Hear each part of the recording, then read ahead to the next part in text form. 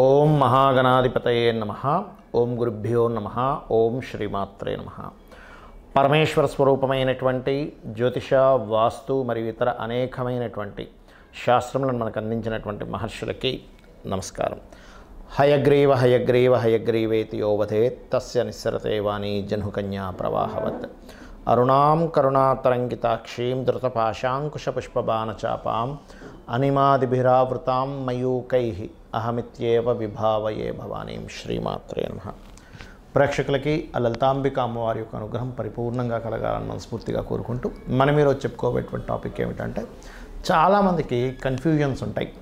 నేను ఏ దేవత ఆరాధన చేస్తే నా లైఫ్ బాగుంటుంది, ఏ దానము చేస్తే నాకు ఉండేటువంటి పూర్వజన్మ కర్మ తొలగుతుంది అనేటువంటి అన్వేషణలో ఒక దేవత దగ్గర ప్రారంభమవుతుంది వాళ్ళ యొక్క స్పిరిచువల్ జర్నీ. అలా ప్రారంభమై ఉదాహరణకి ఒక వెంకటేశ్వర స్వామిని చేస్తున్నారు అనుకోండి పూజ, ఇంకోరెవరో చెప్తారు నేను ఆంజనేయ స్వామిని చేసాను చాలా వచ్చింది అంటే వెంకటేశ్వర స్వామితో పాటు ఆంజనేయ స్వామి, దాని తర్వాత ఇంకో దేవతా స్వరూపం అమ్మవారు, దాని తర్వాత ఇంకో స్వరూపం అలా పెరిగిపోతాయి. ఇందులో ఒక్కొక్క దేవతారాధన చేసినప్పుడు వాళ్ళకి కొన్ని మంచి అనుభూతులు కలిగినప్పుడు దాన్ని వదిలితే ఏమవుతుందో అనే దీంతో ఎక్కువ పెట్టేసుకొని కన్ఫ్యూజన్లో ఉంటారు. అసలు నేను ఏ దేవతను ఆరాధిస్తే మంచిది అనేటువంటిది ఇక్కడ ఒకటే గుర్తుపెట్టుకోవాలి. మీరు ఏ దేవతను ఆరాధించినా అది మూల పరమాత్మకే అందుతుంది. అయితే ఇక్కడ స్పెసిఫిక్గా అందరి రక్తము ఎర్రగా ఉన్నప్పటికీ ఒక్కొక్క గ్రూప్స్ ఉంటాయి. ఆ రక్తం వాళ్ళకి బాగా పనిచేస్తుంది, అంటే వాళ్ళకి బాగా సెట్ అవుతుంది, వాళ్ళకి ప్రాణాన్ని ఎలా కాపాడుతుందో ప్రతి లగ్నము, ప్రతి రాశి, లగ్నం తెలియని వారికి రాశి పరంగా మీరు ఏ దేవత ఆరాధన చేస్తే, ఏ స్వరూపంలో ఉన్న పరమాత్మని ఆరాధిస్తే అంతా ఒకటే గుర్తుపెట్టుకోండి, అందరూ ఒకటే. ఏ స్వరూపంలో ఉన్నటువంటి పరమాత్మని మీరు ప్రార్థిస్తే మీకు పూర్వజన్మ కర్మ తొలగుతుంది, ఏ దానము ఇస్తే మీకు బాగుంటుంది అనేటువంటి విషయాలు ఒక్కొక్క లగ్నరీత్యా, లగ్నం తెలియని వారి రాశిరీత్యా తెలుసుకుందాం. అయితే ఈ విషయాలు చెప్తుంది నేనైనప్పటికీ కూడా చెప్పేస్తుంది సాక్షాత్ లలిత అమ్మవారిగా భావిస్తూ ఒక్కొక్క లగ్నం గురించి మనం తెలుసుకుందాం. మకర లగ్నము, మకర రాశి.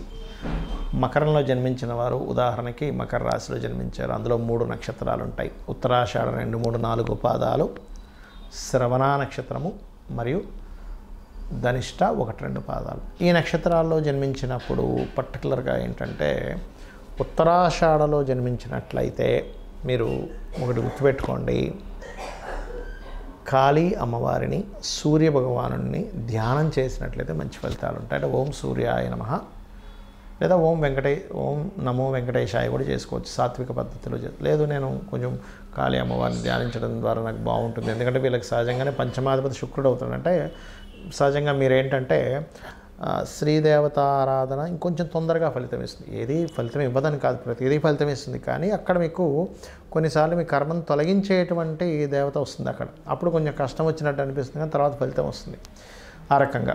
అదేవిధంగా శ్రవణ నక్షత్రంలో జన్మించారు మీరు ఉదాహరణకి, అప్పుడు వెంకటేశ్వర స్వామి ఆరాధన చేయడం చాలా చక్కటి మంచిది, అంటే ధ్యానం ముఖ్యంగా ఓం నమో వెంకటేశాయ.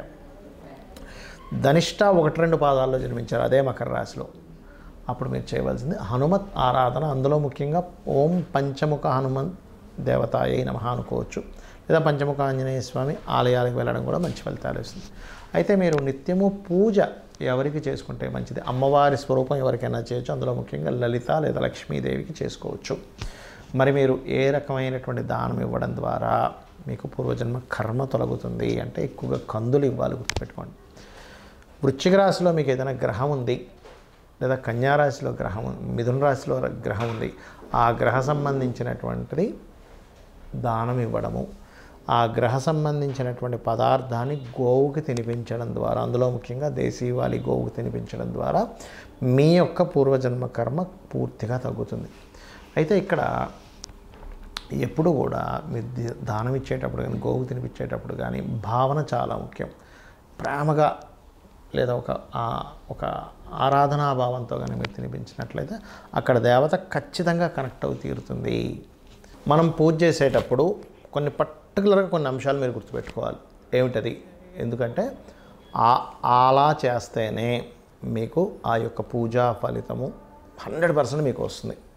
ఎలా అంటే చాలామంది పూజ చేసేటప్పుడు భయంతో పూజ చేస్తుంటారు. అమ్మో ఇవాళ నేను పూజ చేయలేదు ఏమవుతుందో, అమ్మో నేను రోజు పెట్టే నైవేద్యం పెట్టలేదు ఏమవుతుందో, ఇవాళ గాబరగా చేసేసుకున్నాను ఏమవుతుందో అని. కానీ ఒకటే గుర్తుపెట్టుకోండి, ఎప్పుడూ కూడా దేవతని, అది అమ్మవారు కావచ్చు, ఈశ్వరుడు కావచ్చు, నారాయణుడు కావచ్చు, గుర్తుపెట్టుకోండి, వాళ్ళని మనం ఒక చిన్న పిల్లవాడిని తల్లి ఎలా అయితే చూస్తుందో, అమ్మాయి కావచ్చు అబ్బాయి కావచ్చు, తల్లి వాడిని చాలా జాగ్రత్తగా పెంచుతుంది.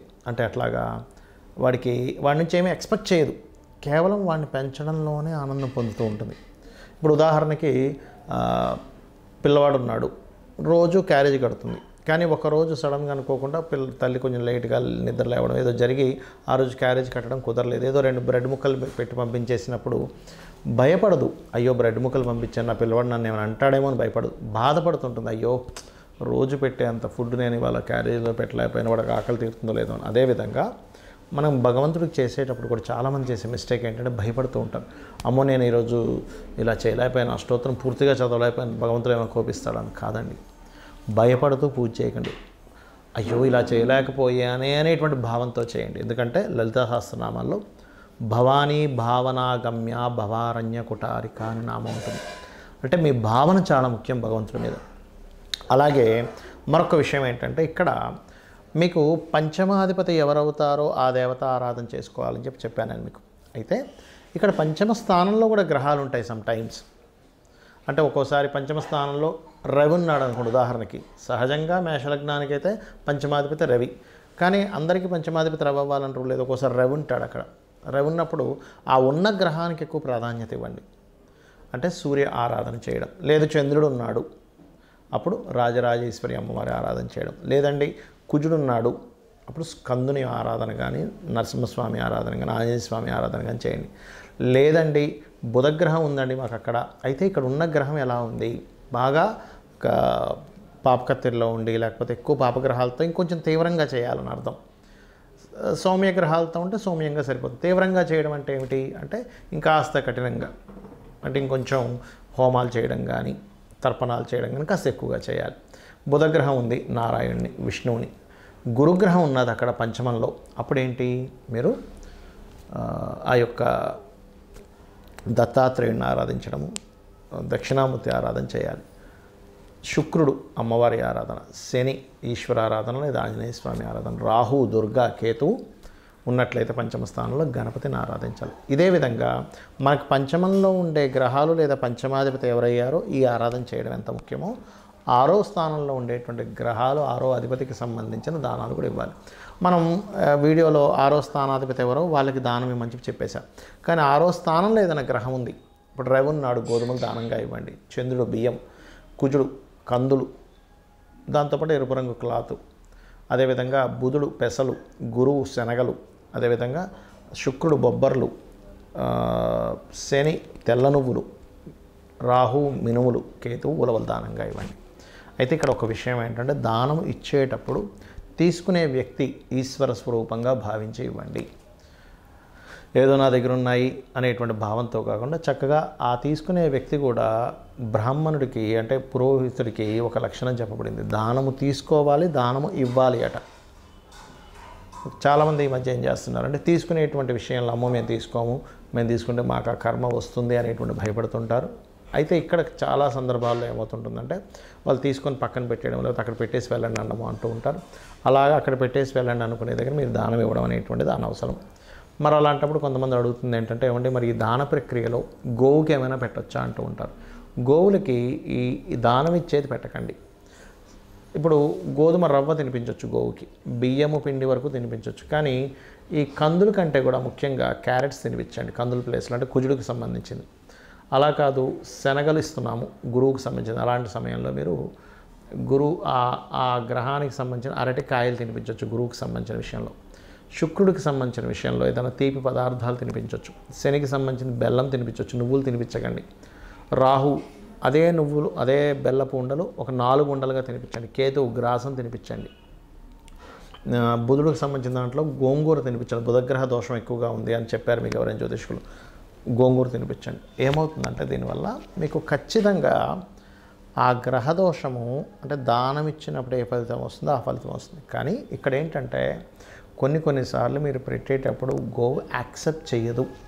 అది 2 కారణాలు ఉంటాయి అక్కడ. ఆల్రెడీ దానికి కడుపు నిండి ఉండొచ్చు, లేదా మీ దోషము పోవడానికి ఇంకొంచెం సమయం పడుతుంది. అలాంటప్పుడు 2-3 సార్లు ప్రయత్నం చేసినట్లయితే గోవుని కాస్త మనసులో నమస్కరించుకొని గోవుకి నమస్కారం పెట్టి చేసినట్లయితే అప్పుడు తింటుంది. గోవు ఎప్పుడైతే స్వీకరించిందో అక్కడ మీకు దోషం పోతుందని అర్థం. అందులో ముఖ్యంగా దేశీవాలి గోవుకు పెట్టండి, జెర్సీ ఆవుకు జెర్సీ ఆవుకు పెట్టండి. కానీ పాపం పోతుంది అంటే మీ యొక్క కర్మ తొలగుతుందనే భావంతో పెట్టకండి. ఒక జీవికి పెడుతున్నాము, ఆహారం పెడుతున్నాను అనేటువంటి మానవతా దృక్పథంతో పెట్టండి.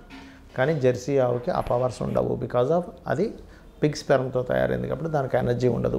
దేశీవాలి గోవుకే ఎనర్జీ ఉంటుంది. ఇది గుర్తుపెట్టుకోండి. ఇక మీరు ముఖ్యంగా నేను ఇప్పుడు చెప్పినటువంటిది ఏదైతే ఉంటుందో దానాలు, మీకు పాపగ్రహాలు 6వ స్థానంలో ఎక్కువగా ఉన్నప్పుడు కనీసం ఫస్ట్ ఒక 7 వారాలు ఇచ్చేసి ఎవ్రీ 3 మంత్స్కి ఒకసారి ఇస్తుండండి దానం. అదేవిధంగా దేవతారాధన మాత్రం నిత్యము చేయండి. ఏమండి మాకు సమయం లేదు, నిత్యము దేవతారాధన చేసుకునేంత సమయం లేదంటే ఆ దేవత నామాన్ని కనీసం స్మరించుకుంటూ ఉండండి. కొంతమందికి సమయం ఉండదు, కొంతమంది పిల్లలు ఉంటారు, చదువుకునేది ఉంటుంది, కొంతమందికి పొద్దున్న వెళ్ళిపోతే ఎప్పుడో రాత్రి రావాల్సి వస్తూ ఉంటుంది. వాళ్ళ వర్క్స్ అలా ఉంటాయి. అంత మాత్రం చేత వాళ్ళైతే విపరీతంగా సంపాదిస్తారని కూడా ఉండదు. కానీ మనసులో చేసుకునే సమయం ఉంటుంది మీకు. మనసులో ఇప్పుడు ఉదాహరణకి ఓం నమో నారాయణాయ, ఓం శ్రీమాత్రే నమః అనుకుంటూ ఉండండి. ఖచ్చితంగా మిమ్మల్ని ఆ దేవత రక్షిస్తుంది. శ్రీమాత్రే నమః.